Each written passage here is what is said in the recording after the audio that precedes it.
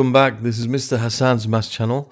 This question is from the June 2018 Pure Mathematics Paper 1 from the GCE 9MA 0 syllabus from the UK to A-level from England, from Edexcel. And this question here is about integration. And we're told to show that the integral between 0 and 2 of 2x times the square root of x plus 2 with respect to x gives this answer 32/15 times 2 plus root 2. Right now, so they didn't tell us in which way we are supposed to go ahead and integrate this expression.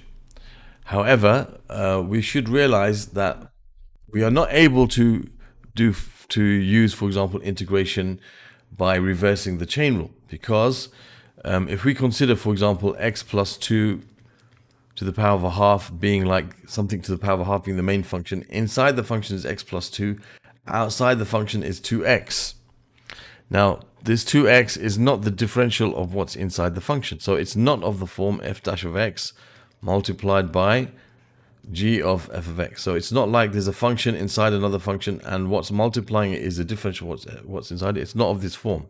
So we cannot reverse the chain rule here like we normally would do. Okay, we might be able to use some sort of substitution, although that doesn't look very likely either. So it looks like that the most obvious way of doing this, therefore, would be using integration by parts, where we take one part and differentiate it, and the other part we integrate it, and we end up using the rule for integration by parts to get the answer. Now, there's a nice method which is the same thing as integration by parts, but just in a slightly more user-friendly format, which is called the DI method. And in something like this, it works really well because you have to choose one part to differentiate and the other part to integrate. Now, in this case, in every case, you try to find the part that differentiates, okay, to something which ends up becoming 0. It breaks down. So 2x is something like that. If you differentiate 2x, it becomes x, and then it becomes 2, not x, it becomes 2, and then it becomes 0. If you differentiate 2x, you get 2, you differentiate 2, you get 0. Okay, and what we have to do here, and some people have a bit of a misconception about this, you write plus, minus, plus on the side, not meaning the differential of 2x is minus 2, no. You just write plus, minus, plus, and the reason for that, you'll see, it's because of the integration by parts rule. So you normally do u times v minus the integral of v times u dash. That's what we do. U times v minus the integral of v times u dash. So that's the minus comes from that basically, right? So that's why you have plus, minus, plus, minus. It continues on. You just alternate between them. That's what you do when you're doing integration by parts using this DI method. So the second part, which is the x plus 2 to the power of a half, because we're getting it ready for integration by writing in index form. Okay, so you have x plus 2 to the power of a half. Well, if you integrate x plus 2 to the power of a half, you end up with adding 1 to the power, so that's going to be x plus 2 to the power of 3 over 2, but then divided by 3 over 2. If you divide something by 3 over 2, it's like multiplying by 2/3. Dividing by 3 over 2 is multiplying by 2/3. So it's 2/3 times x plus 2 to the power of 3 over 2. And we're going to integrate one more time because we've got to go up to the row that says 0 when you differentiate it. So we're going to add 1 to the power again. So you have x plus 2 to the power of 5 over 2. And we're going to divide by 5 over 2, which means multiplying by 2/5.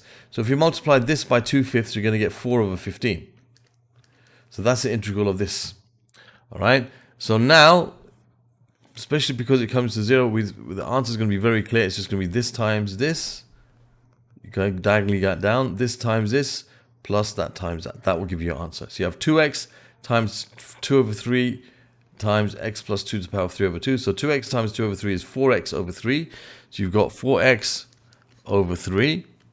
I'll put the big bracket for the limits.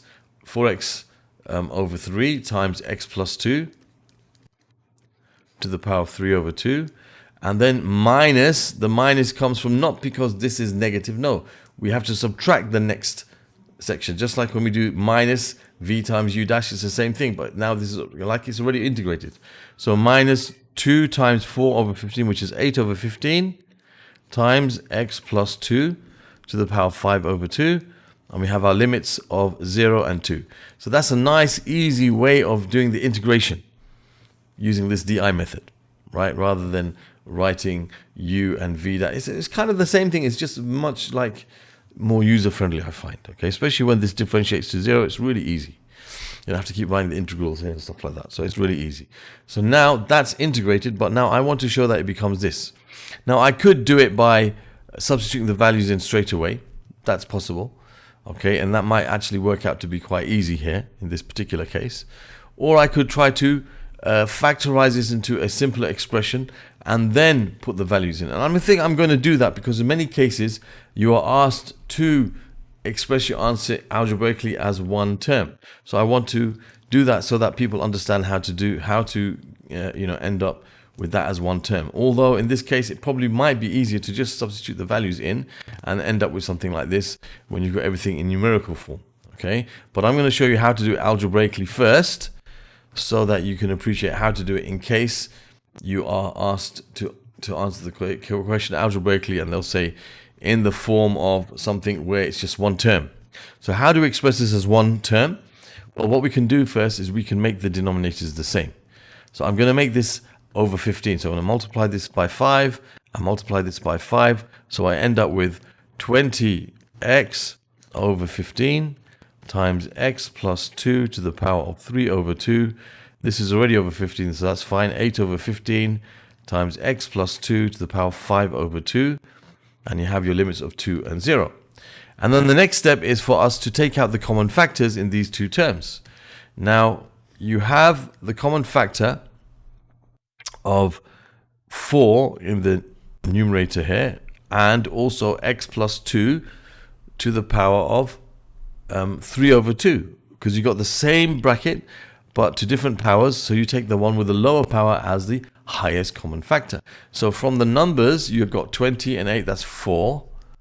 Then from this you can even take out the 15 from the denominator. Then you have x plus 2 to the power of 3 over 2. And then we got to think what to write in here. Well, the x plus 2 to the power of 3 over 2 is already there. That's fine. So we're going to take out now, we're going to see what do you have to multiply 4 over 15 to give me 20x over 15. Well, that's 5x. That's going to give me the same as this expression. And here we've got 4 over 15. You're going to have a minus here. 4 over 15 gives you 8 over 15 by multiplying by 2. And then we've got to think, what do we have to do to multiply, what do we have to multiply x plus 2 to the power of 3 over 2 by to give me x plus 2 to the power of 5 over 2. Now remember, when you're multiplying terms, you have to add the powers. So multiplying terms in index form, you add the powers. So 3 over 2 plus something gives you 5 over 2. Well, that's 3 over 2 plus 2 over 2, which is 1. So if we multiply this by x plus 2, this times this is going to give us that, because that's going to be like 3 over 2, add the powers, 3 over 2 plus 1, which is 5 over 2. So that will give us the answer to that. So I'm going to put my 2 and my 0. Now I can expand what's in here. And what I'll do is I'll take out the 4 over 15 outside this bracket. Okay, and leave all the variables inside here. So I have x plus 2 to the power of 3 over 2. And this will give me 5x minus 2x, which is 3x. And minus 2 times plus 2, which is minus 4. And then I have my bracket 0 and 2. Now I can substitute the values in, and I can get the answer hopefully in a very easy manner. Hopefully it'll come out exactly as it's supposed to. So I'll put 2 instead of x first. So that's going to give me 4 to the power of 3 over 2 times 3 times 2, which is 6, minus 2, which is 2, minus, and then I'll put 0 instead of x. So that's going to give me 2 to the power of 3 over 2. Okay, times, and I'm going to have 0 instead of the 3, instead of the x, that gives you times minus 4. Okay, and we're almost there. Now, 4 to the power of 3 over 2 means what? It means the square root of 4 cubed. So this means the square root of 4 cubed times 2 minus, and this is the square root of 2 cubed times minus 4. Okay, so let's see what that gives us. So that's 4 over 15 times, now the square root of 4 is 2, 2 cubed is 8. That's 8 times 2 is 16, minus, and you're going to have the square root of 2 cubed. Okay, so that's the square root of 8. The square root of 8 is 2 root 2. The square root of 8 is 4 times 2, so it's 2 root 2. So that's minus 2 root 2 times minus 4. So you end up with 4 over 15 times 16 plus 8 root 2. So now the common factor in these two terms is 8. So I'll take the 8 out. So I'll have 4 times 8, which is 32 over 15. And I've taken the 8 out, so that's going to be 2 plus root 2. And hopefully that's exactly what we had to show. I've just got it down here. 32 over 15 times 2 plus root 2. Exactly what we had to show. So there's the answer to the question. Nice and neat, easy way of doing integration by parts. And, this also I guess this makes it a bit neater as well, having less places to have to substitute the x in by factorizing. This is an important skill to be able to make from this term, to make it go from here to here. Sometimes you might be asked to leave your answer in this form. Okay, if you don't have to put the values in. So you should know how to go from there to there. Okay, it's an important skill sometimes that you're asked to use. So that concludes this question number 13. So another question using the DI method for integration by parts.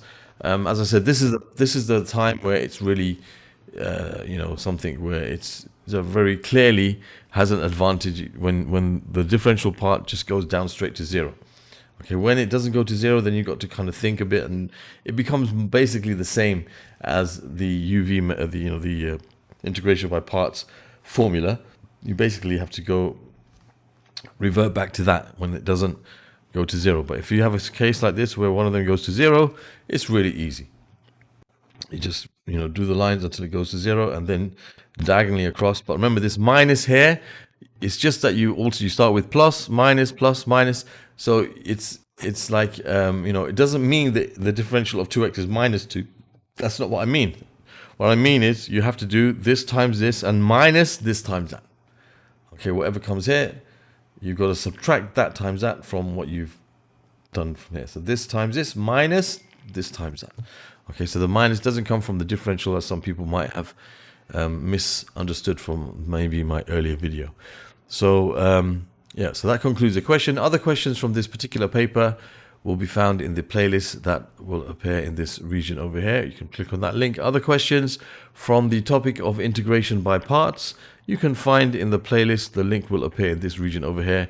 You can subscribe to my channel by clicking on this link, and you can watch a video which the link will appear here, which takes you or shows you how to use my channel to find what you're looking for. Thank you for watching, and see you soon.